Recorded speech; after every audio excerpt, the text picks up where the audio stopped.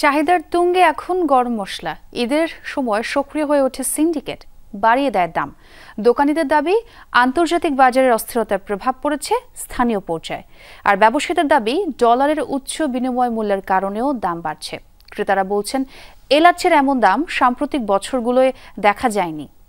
Walton Washing Machine, simplifying life with hassle-free washing. ঈদুল আজহাকে সামনে রেখে এরই মধ্যে বেচাকেনা বেড়েছে গরম মশলা জাতীয় পণ্যের। আগে থেকেই চড়া দামে থাকা মশলার বাজার প্রায় অপরিবর্তিতই আছে। কিছুটা কমেছে জিরার দাম, কিন্তু বেশি চাহিদা আছে এমন দু এক জাতের মশলার বাজার এখন বেশ অস্থির। অস্বাভাবিক দাম বেড়েছে এলাচের। মানভেদে 1 কেজির দাম 5,500 থেকে 6,000 টাকা। ভালো মানের 100 গ্রামের জন্য দিতে হবে 600 টাকা। এলাচটার দামটা একটু বেশি।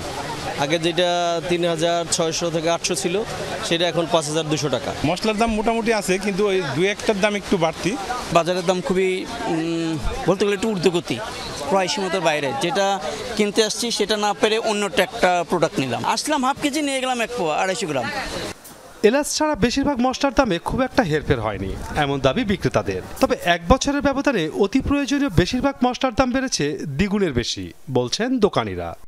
এলাচের দাম আগে আরো কমে ছিল, 3500 টাকা, 4000 টাকা, 3000 টাকা ছিল। একবারে কম যেটা এটা হলো 5000 টাকা কেজি, 6000, 6500 এরকম দামেরও আছে। লবঙ্গ 1600 টাকা কেজি, কালো গোলমরিচ 1300 টাকা কেজি, এই এলাচটা 4800 টাকা, বড় যেটা ওটা 5600 টাকা, কাঠবাদাম 1250 টাকা, কাজু বাদাম 750 টাকা। ডলারের অজুহাত দেখাইতেছে, দিনকে দিন দাম বাড়াইতেছে।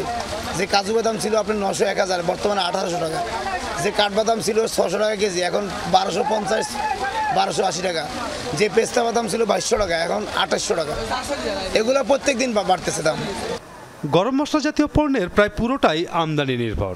একদিকে ডলারের চড়া দাম, অন্যদিকে আন্তর্জাতিক বাজারে দাম বৃদ্ধির প্রভাবকে দুষছেন পাইকারি বিক্রেতারা।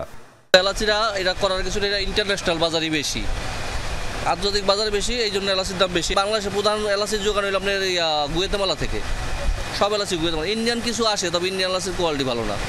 ট্যারিফ কমিশনের প্রতিবেদন অনুযায়ী দেশে প্রতি বছর মশলা ও শুকনো ফলের 9টি পণ্যের চাহিদা 1,24,000 টন।